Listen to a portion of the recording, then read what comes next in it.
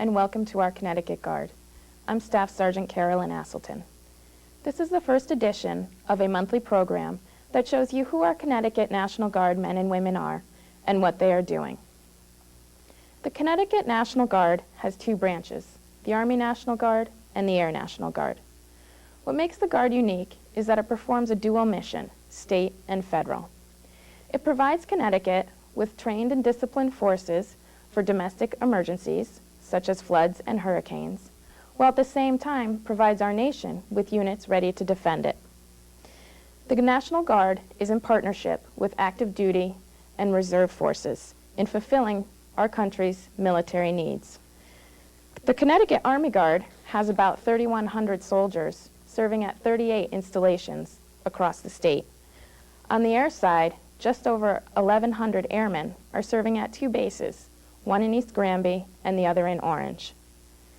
These Guard men and women perform a variety of jobs, from infantry to aviation, maintenance to medical, and engineering to administrative. They attend monthly drill weekends, as well as 15 days of annual training, which they perform either at their home stations or at bases across the country and the world. There are many benefits to being in the National Guard. Our citizen soldiers take great pride in being a part of today's military and serving. They receive top-notch specialized job training, as well as education and other benefits. These soldiers and airmen are paid while on duty, so the Guard provides additional income for its members and also the opportunity to travel. In today's show, you'll meet an A-10 pilot and visit a worldwide flying competition. Then, an Air Guard sergeant will share with you his Operation Iraqi Freedom experience. And lastly, you'll meet two specialists from an engineer company who will tell you about their part in rebuilding Iraq. Have you ever been waiting for a flight at Bradley Airport and seen a couple of fighter jets land on the runway and wonder where they were from? More than likely, they were A-10 attack aircraft based right there in East Granby. The 103rd Fighter Wing of the Connecticut Air National Guard flies and maintains 17 A-10s year-round with a force of over 800 pilots and support personnel. The A-10 was specifically designed for close air support of ground forces. It carries a variety of weapons, bombs, missiles, and bullets. The 103rd trains here in Connecticut and across the country. I visited the wing recently and spoke with a fighter pilot about his work in the Guard. Chris talked about some of his career progression and some of the unit training. You'll see footage of the 103rd pilots competing against those from other units to find out just who is the best of the best. Joined the Connecticut Air National Guard when I got out of high school and became a crew chief, which is an aircraft mechanic and enlisted troop. Then went to college, got my 4-year degree. They had a pilot slot open up. I applied for it and was chosen for it.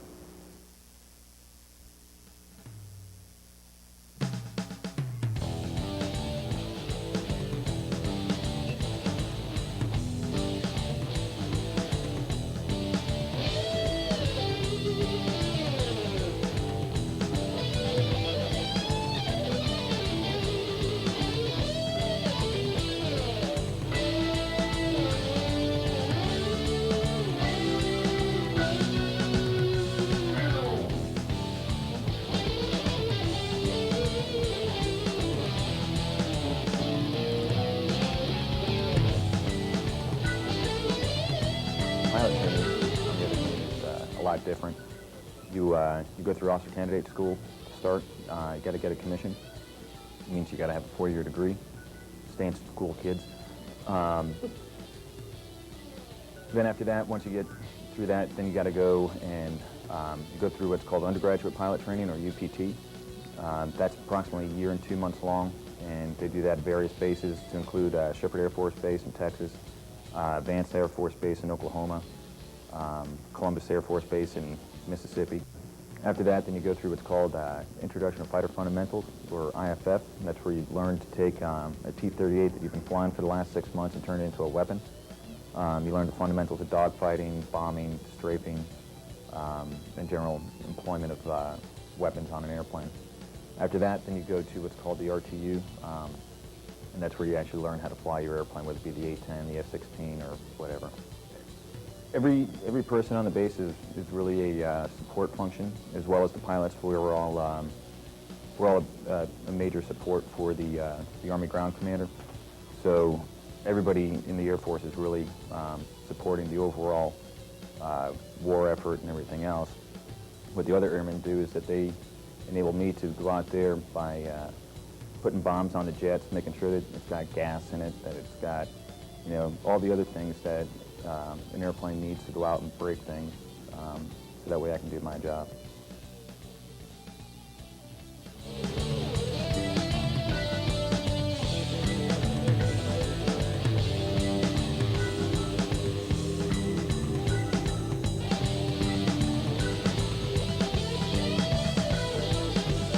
In 2002, Chris flew in the flying competition Hog Smoke. The Connecticut Air Guard hosted the event, which had flyers from the Guard, Reserve, and active duty bring their jets and crews to upstate New York to show their stuff. For 3 days, they dropped bombs and fired their guns at ground targets, simulating attacks. It's a great time. It is where all the A-10 units throughout the world get together. They each put up a 4-ship to go out and compete to see who the no-kidding best bombers and shooters are. It's normally a 3-day competition, and it is the most intense competition that you probably ever see. They're graded on everything from dive angle. If somebody's as much as 1 degree steep, their pass is thrown out, they get no points. Every bullet is accounted for, so the person that gets 100 bullets is going to beat the person that gets 99, and every one of those is counted. Training missions take the Air Guard to many different bases and ranges, which is exactly what the pilots need to hone their skills.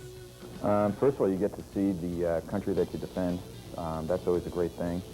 But the great thing is that you really get to go out there. You get to see, you know, different places, which, especially for us as pilots, when we're working at the same range every day, we know exactly what targets are out there.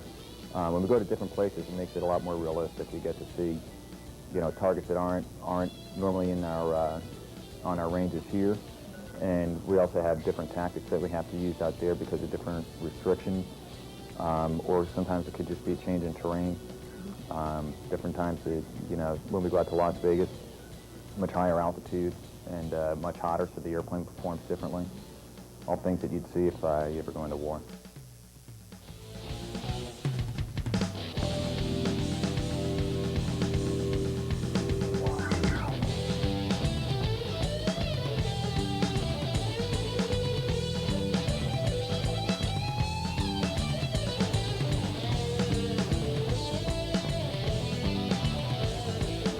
The real thing is that when you go on trips together, everybody in the unit really shares a real strong bond that you'll find nowhere else in the world.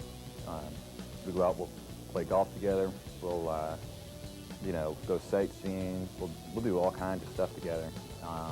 And it doesn't really matter what your rank is, who you are. Generally, everybody's invited.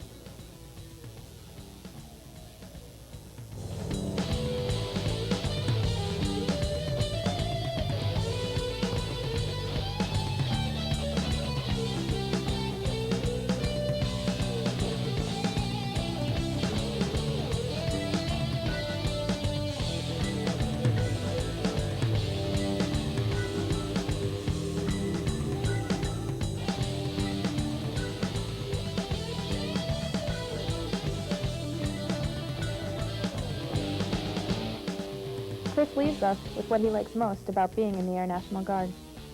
I get to fly the most awesome aircraft in the world.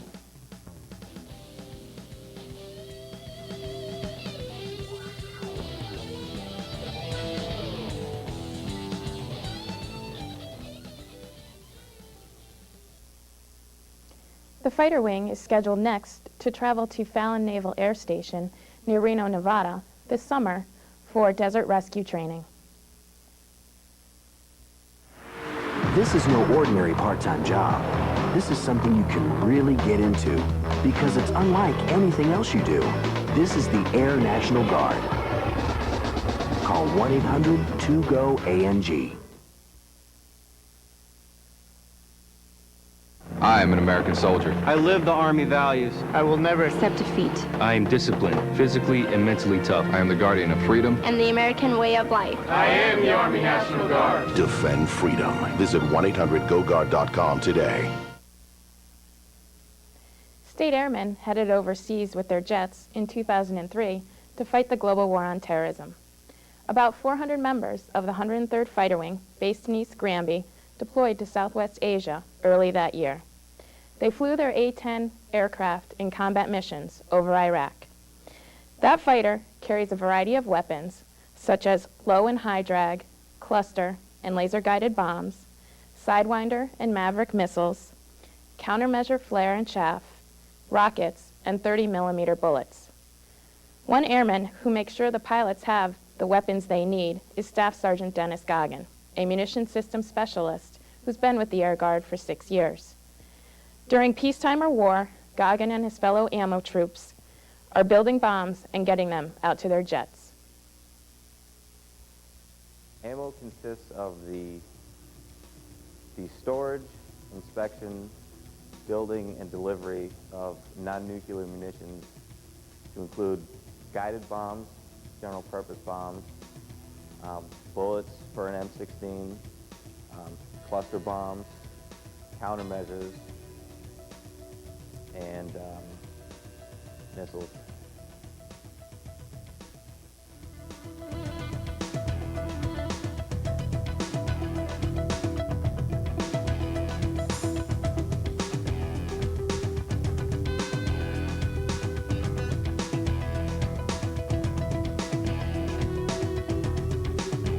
My job on a daily basis is to support flight line requirements for pilot training, whether it be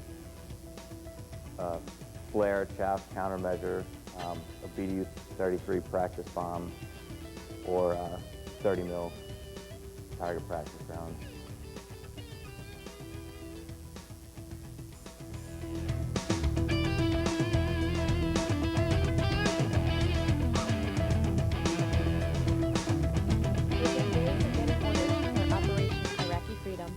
Goggin and other members of the 103rd packed their bags and reported to base in East Granby. They gathered their equipment and readied the A-10s. From there, they flew to an undisclosed location and set up their base. The A-10s flew numerous combat missions in Iraq, protecting coalition forces on the ground from enemy attacks. They performed search and rescue missions as well as reconnaissance for Iraqi missile threats.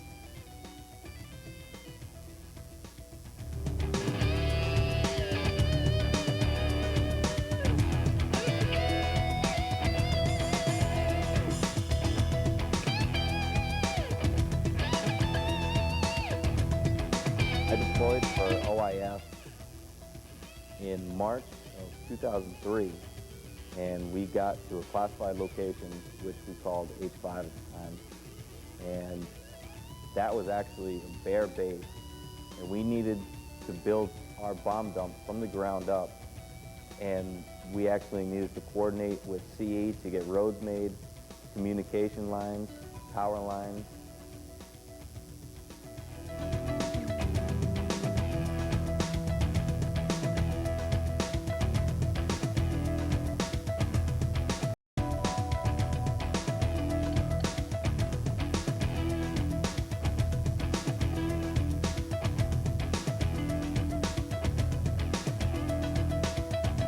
The 103rd's main mission in OIF was combat search and rescue, close air support, and target requisition. Your typical combat search and rescue mission would say, for instance, be if there was, a helicopter pilot that was shot down and he was in hostile territory.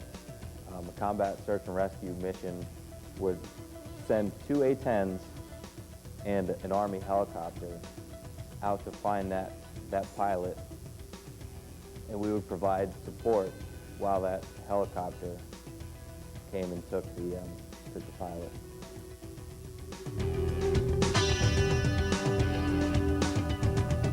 Close air support helped the ground troops on the Western Front making their way towards Baghdad by recognizing and taking out targets before the Army actually got there. And my specific job was line delivery.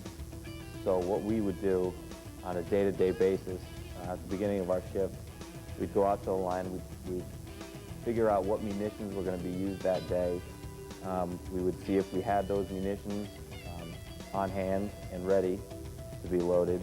If not, we would make a call to conventional or control, and they would put in a work order to have those munitions built. And from that point, we would make sure that we had the munitions that we would need for that day, I'd say within 100 yards of the flight line. So at any point, if we needed any munitions, we would be there within minutes.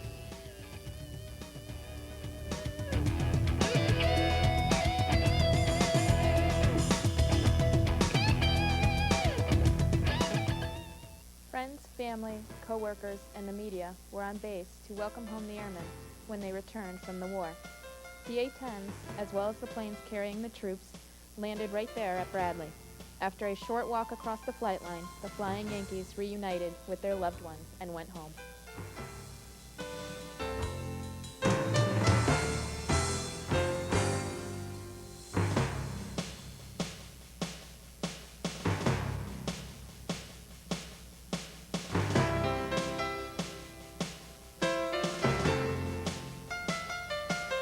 They've all got their own separate civilian jobs, but for one weekend a month they come to the Connecticut Air National Guard and their ammo troop for one weekend, and that's what's great about the Guard.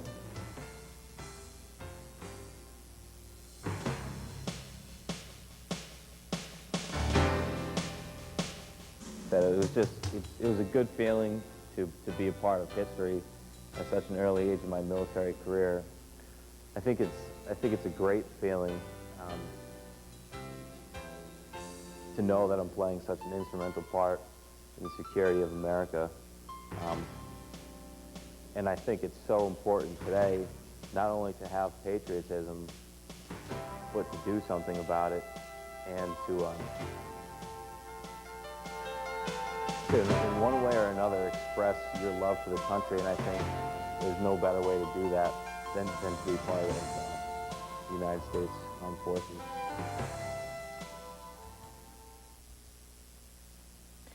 On the Army side of the Connecticut National Guard, units with different specialties from all over the state are making their contribution to Operation Iraqi Freedom.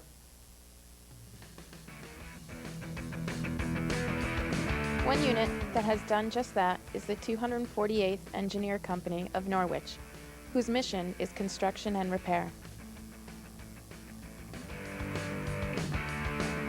The pictures that you are seeing were taken by 248th soldiers during the company's 2003 deployment to Iraq.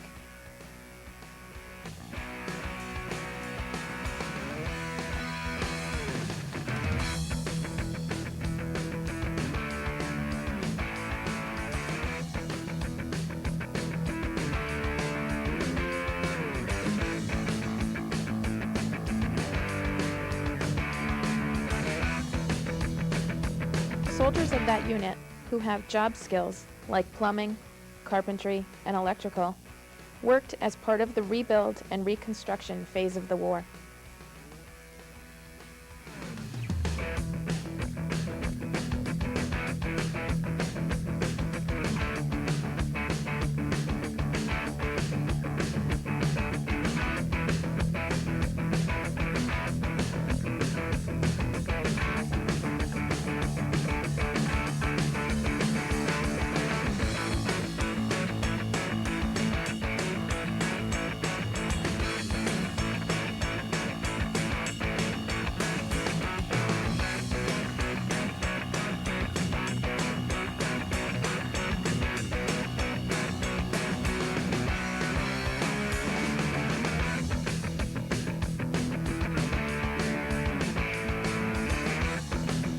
While based at Al-Assad and Ar-Ramadi, west of Baghdad, the engineer soldiers performed basic combat construction by building, upgrading, and repairing roads, buildings, and runways.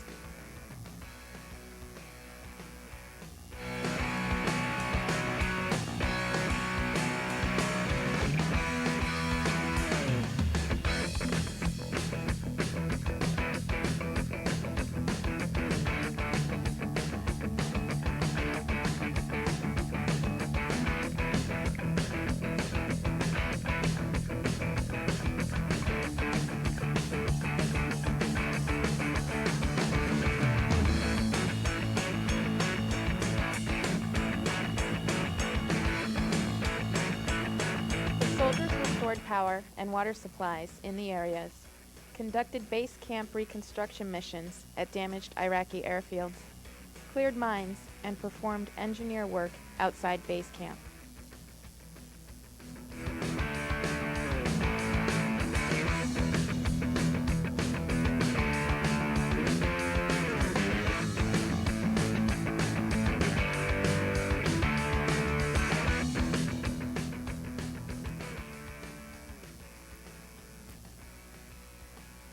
The company came home in May of last year after completing their duties.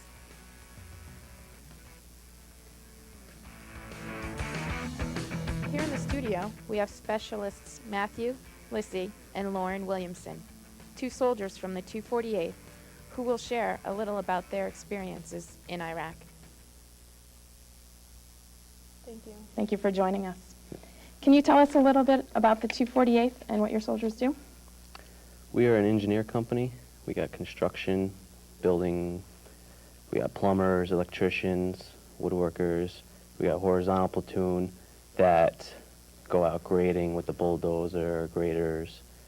They use the loaders, pretty much road work, things like that. And that's pretty much all we do. What do you do specifically? I'm a mechanic. I work on all the loaders and dozers, Humvees. Wow. And I'm a carpenter. a carpenter. Yeah. I also drove a 5-ton dump truck, helping the horizontal move the dirt to make their roads. Wow. So when you guys went to Iraq, is that what you guys did? Yeah, for the most part. Once in a while we'll go out, do security things. Pretty much a little everything. We're good at everything. Same thing. Yeah, basically, we did everything. Can you tell me about the mission over there, the big picture, what your unit was tasked with? We did fixing up a lot of bases. Armada, we fixed up that base. Al Assad, we fixed that base up, make it a little more livable than what it was. So what would a day entail for you? We did so many different things.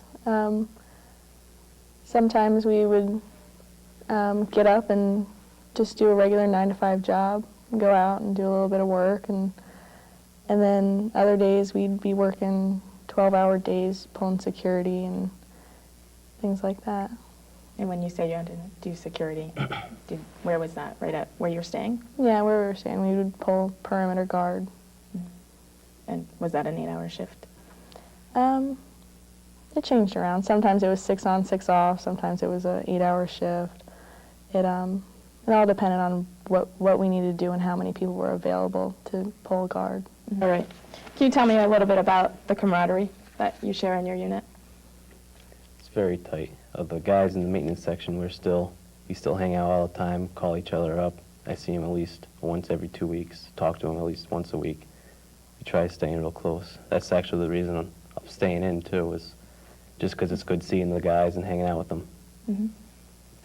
I'll never be short for a brother or somebody to give me a hand, do anything. We got home and we had like 3 months off, but you still wanted to see the people you were with for a year. One of the guys helped me build a rock wall in the yard because that's what he does. It was nice. Mm-hmm. Nice. Tell me a little bit about what you did when you were off duty. Watch movies, hang out, play PlayStation. I had my laptop, so watch movies, play games on the laptop. Someone sent over a basketball hoop, so we'd play basketball, throw the football around. Anything to do that we could find. Did you have contact with home? Yeah, we had phones. I tried calling home at least every other day, and email. I tried getting my email. every other day too. Yeah, when we had it. Yeah. At first it was a little rough, and then we got our phone banks, and we always had through the unit, the military phone. You dial a couple numbers, and then it'll patch you through to the States. Basically, whenever we needed to, we could get a hold of home. Good. What does it mean to you to be a member of the Guard and to have been a part of history, really? Feels good. Feels good that I actually did something for the country. You know, most people can't really say that they actually went out and did something to help someone else. It feels good. Yeah, it's weird because I'm in school, and there's a lot of people my age who are still living with their parents, still just being the college student, and I've had a whole different look on life already, and I'm only 21. Can you tell me why you joined the Guard? I joined for college money. I just like excitement. Mm-hmm. I like to try stuff, things that are new, and the military looked fun. It looked like a challenge. And it has it been? It's been a challenge. Good. All right, I'm out of questions. Is there anything you want to add or you want the viewers to know? The Guard's a good place to meet a lot of new friends, a lot of close friends, people you could count on, talk to all the time. You'll never meet anybody as close as the guys in the Guard. Mm-hmm. It's just a whole other family, yeah. Tell me what's special about the 248th. We just became real tight. You know, everybody was together for a year, non-stop. I saw them more than I saw my family. I was with them 24/7. My family I only see at nights, maybe. You agree? All right. Well, again, I want to thank you, too, for coming in and representing the 248th and the Connecticut Guard. I also want to thank you for joining us today for our first edition of the Connecticut Guard, and we hope to see you next month. Looking for a part-time job that'll help pay for college? Consider one that can do that and a lot more. The Air National Guard. We've got the Montgomery GI Bill and a special cash bonus that can help get you through college. And training that can put you on course for an impressive full-time job. The Air National Guard. It's money for college and fuel for your future. Call 1-800-2GO-ANG. What I like about the National Guard is I can be, gung-ho and go out there and do, really awesome things, stuff that, civilians, wouldn't understand. And then I get to go home and, put on a pair of jeans. And I wanted to be a civilian and then turn around and be a soldier. Defend freedom. In the Army National Guard, you can. Visit 1-800-GO-GUARD.com today.